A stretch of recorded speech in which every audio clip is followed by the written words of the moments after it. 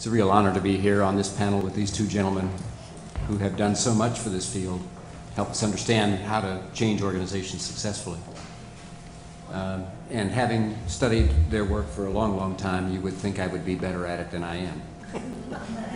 But I think I may still conform to Warner's percentages in terms of the rate of success that I have with clients that I work with, none of whom start out thinking, I'm going to fail. None of whom start out thinking, this is really a bad idea. We shouldn't be doing this. This will not turn out well. But in many cases, we wind up either disappointed with the results that we're able to achieve, or perhaps walking away agreeing that this just isn't the right time. We just don't have the support that we need, whatever the issues might be. And lots of research to support it. So it's not the logic of the idea that is failing us, and say, why aren't they taking hold? Why aren't these good ideas working? And to reinforce what these gentlemen have said, there's a couple of things I want to communicate in this talk, and one of them is it's not the what, it's the how. These are great ideas, but how we introduce them to systems matters. Whether systems will embrace them, pick them up, run with them, really make them happen, matters. And we're not very good at the how. We are excellent at the what, particularly here, because we have great ideas. We are great thinkers, we are great scholars, philosophers of education, policymakers. But we get caught up in our ideas. So another formula that I want you to recall from this short talk is that reform is the product of, this is a mathematical equation, ideas and execution. And if execution is zero, your ideas are not going to create much reform. But we don't spend nearly enough time thinking about how we execute. And you heard Bob talk about the fact that a lot of change programs fail because we try to make them too complicated, and we try to stretch them out over years, and we don't get the right people involved in them, and we make it too hard for people to take the next step, which can be a small step that helps us make progress and feel good, to have some reinforcement, to begin to feel positive energy that can come from making things better, which is what people want. Execution is where the rubber meets the road, and we don't spend enough time on that. Now, what we know from about 75 years of studying change in organizations is that most of the problems that we run into around execution don't happen in execution. We think they do. We think, oh, it just didn't get it right when we took it out to the field. They just didn't implement it correctly. They didn't understand the idea. If I could explain it to them more clearly, they would understand it, and of course they would know how to implement it.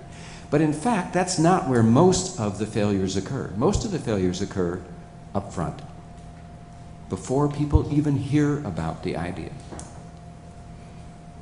We start failing the minute that we start thinking about the idea without the people who are affected by the change. Most of the reforms we're talking about are voluntary. And then you start running into the forms of resistance that Warner was just talking about. None of us in our lives wish to be told by another person how we should make our voluntary choices. We know the consequences, and we choose to stay a part of a society as long as we choose to obey its laws, or society will remove us. We all understand that we are a part of a society and we must obey its laws, or we will pay the penalty of not obeying those laws. But in the rest of our lives, where there is freedom to choose, we don't want to be told.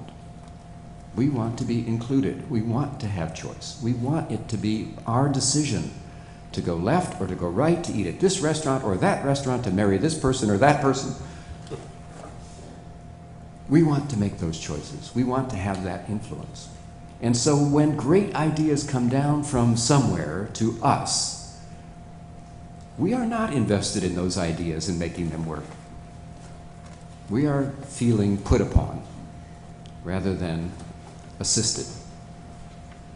And that resistance shows up at every level of our system. And so as we start framing changes, as we start thinking of our ideas, we are already on the road to ruin when it comes to change. And we see this happen in organizations constantly. top leadership thinks they know what's best for the organization, and they go out and implement the next change program and the next change program, and they fail, and they fail. And then they ask, what is wrong? How come these people don't listen? Don't they get it? Don't they understand that I understand what's right for them? And then they don't go along with what the idea is. So success in change comes from beginning up front with the idea that it's about them and we need their help to make it happen. We then move into the stage where we plan the change and communicate the change, and guess what? Their involvement is pretty critical there as well. How we do the change in the organization does matter. You know, the people who know how the coupling on the train cars work need to be a part of planning how we're going to do this. The engineers have ideas, but we see this all the time, where the engineers think they know how to make an organization efficient, and it isn't when they're done designing, because they've never actually worked in it. They've never experienced what they've designed. It matters that you've actually done the work. It matters if you've been a teacher in a classroom, how you'll teach. It matters if you've been a student in a classroom, how you'll learn. And so therefore, planning how the change takes place is really important. And then execution happens. We begin to make the change happen. And guess what? As soon as we start doing that, we discover things we didn't know, things we didn't anticipate, outcomes we didn't expect. This didn't work as planned. Great idea, but gee, it's going kind of funny. This isn't what we expected. So we need people's help to give us that feedback and then give us advice about how to change it and make it better as we're implementing it. And with their help, we have a chance that we might be successful. Without it, we'll never get there. And then finally, there's a stage that comes after we've tried it for a while, and that's called sustainability. If people really want to continue to do this, it has to be better. They have to feel it's better. They have to enjoy it and experience it as better. And even if we can make it work for a short time, if they hate it, if it's making their lives miserable, guess what? It's not going to last. So change is about partnering with, learning from,